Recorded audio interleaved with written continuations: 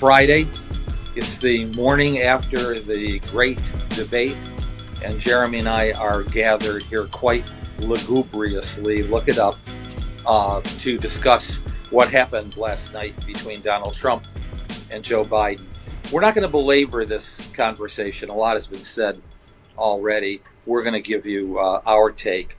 If there's one word that I have searched for much of the night to come up with to describe the debate that hasn't been used thus far, it is disturbing. Last night's debate was disturbing first and foremost because these are the two major party nominees, at least thus far, and neither has a legitimate claim to be president of the United States. That's how bad they were. Secondly, it was disturbing because the president could not have been more briefed. And I think what we saw last night was that he was overbriefed. So much so that it was like the night before an exam, cramming so much detail in that he forgot what the major takeaways and messages were. And his words and his phrases not only were run on and run in to each other, but he just simply lost track at key points. Number three, I do think that his opening was very sad. In fact, it was pathetic. And my first thought was, he really thinks he's going to be president again? And I have been, over the years, less so these days, but over the years I've been an admirer. But I thought, wow, like Warren Spahn, the great left-handed pitcher who won, I think, more games than any other left-handed pitcher in Major League history, was 46 years old and still thinking he could pitch, even when he was playing against high school kids in the old Double-A league, and they were shelling him all over the park. Joe Biden just simply did not earn a second term yesterday. For that matter, Mr. Trump was modulated. Of course, shutting off the microphone helped, but he degenerated into lies, into misspoken words about January 6th, about abortion, about Ukraine, about so many kinds of issues that it was hard to come back and answer what were sheer, not misrepresentations, but sheer lies and made up facts. These are the two men that would lead the presidency of the United States. I, for one, would join in the chorus and say that the most patriotic thing that Joe Biden could do is to bow out of the presidential race and leave it open. And rather than passing the torch to Kamala Harris, just say the Democrats are gathering in mid-August, let Vice President Harris compete, and let others join in and make their case. But he is not prepared to lead the party. Certainly, I don't think, to lead the party in November. I would say the same thing to the Republicans. I just don't think they will. I think they're mesmerized by Donald Trump. But I believe, honestly, that they should seek another candidate as well. I would only end with this as a pollster. If Biden's performance was designed to rally his base, he did not rally his base last night. And if last night's debate was to persuade undecided voters, I think the only thing the two candidates persuaded undecided voters was perhaps to not vote after all, and which means a dampened turnout, which is never good for democracy. I give 2 thumbs down to that performance yesterday. Jer? Yeah, well, I agree with you on the undecided. I don't see how any of them would have walked away mesmerized or excited. The only poll that I've seen out shows 3-1 that Trump won, and that's not because Trump's performance was amazing or exquisite or wonderful. It's just that, unfortunately, and I'm just being honest here, Biden was largely incomprehensible. And so really what it came down to and who won the debate was who was actually more intelligible. And that's really all it comes down to. But, I was on a segment last weekend, and I made this point because it was obvious to me that I think the purpose of the debate, because everybody wants to know why did it come so early? And I really believe that this was Biden's final test. This was, this was for the DNC to determine, can we actually run this guy? And we know what happened. They can't run him. I'm not going to get into any of the commentary about it about what was discussed, because nothing was discussed. It was pure attacks on each other's characters. Neither candidate gave a vision.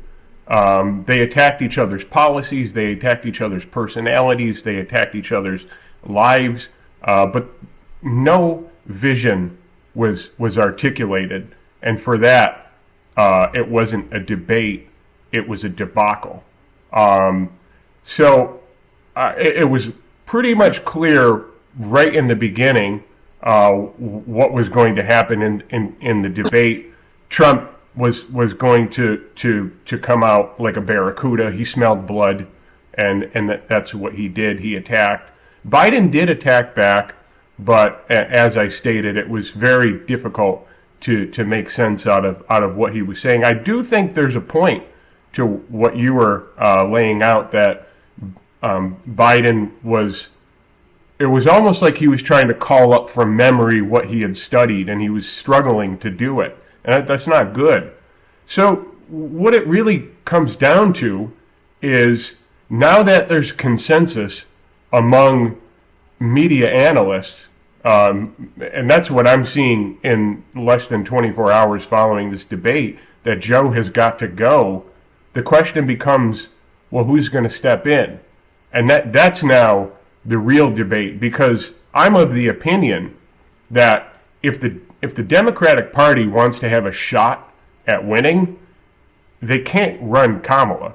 Because believe it or not, one could argue Harris may be just as bad as Biden, or even worse in terms of articulating clear stances on policies and a vision. Now, I mean, she can talk, she can get up there and she can woo her base, but in terms of going against Trump and being able to offer a better choice, I don't think it puts the Democratic Party in a better position. It's too risky. So we need to talk about, and we don't have to have this conversation now, but we need to talk about who are they seriously going to consider if they want to win. Now, I've talked about this before, and a lot of people think it's a pipe dream. They think it's silly. They think it's conspiracy theory. But I'm not predicting, and I'm not saying this is what's going to happen. I'm saying if the Democratic Party wants to have a clear shot at winning, there is only one candidate that can excite their base. And I think we know who I'm talking about. I think you're talking about Michelle Obama. Absolutely. Yeah. Well, I don't think that'll happen, but I do think there's a way out of this for the Dems. And I think very simply it is to throw open the convention. Now, that's a very difficult thing to do. It's a less difficult thing to do if Mr. Biden clears the way for that to happen, and to bow out graciously and as a winner, and then tell the American public what he's done, what he's accomplished, which is quite impressive. And I still think places him, among the great presidents in this country. Maybe not top 10, but who's keeping score? He needs that now for his legacy, because look, if he were to win, what we saw yesterday is someone who's incapacitated to lead. His term would not simply be a lame duck, it would be a quadriplegic duck. And I'm sorry for using that term. There's no there to inspire the American people or even to persuade Congress. Now, I'll leave this conversation simply by saying Democrats should throw it open. Their name is Democrat. That's what democracy is all about. And number two, Joe Biden lost the debate, but Donald Trump did not win the debate. Final word, Jer? Yeah, I would agree with that. In a sense of, in a sense of two sport teams competing. I mean, it would basically have been 0-0. Although maybe actually it would have been 0 to -1. But surprisingly, and I want to say, if there was any winner, CNN rose to the occasion, and I have to say, from my vantage point, was actually fair. Yes. They allowed both candidates. They did not, and that was. It's been a long. That's been a long time since we've seen that. But CNN should not get away with the criticism that I'm about to give them. That 5 minutes on foreign policy. I mean, that was terrible. Final word. Okay. A very disturbing evening. Thanks. We'll see you folks very soon. Bye-bye. Have a good weekend.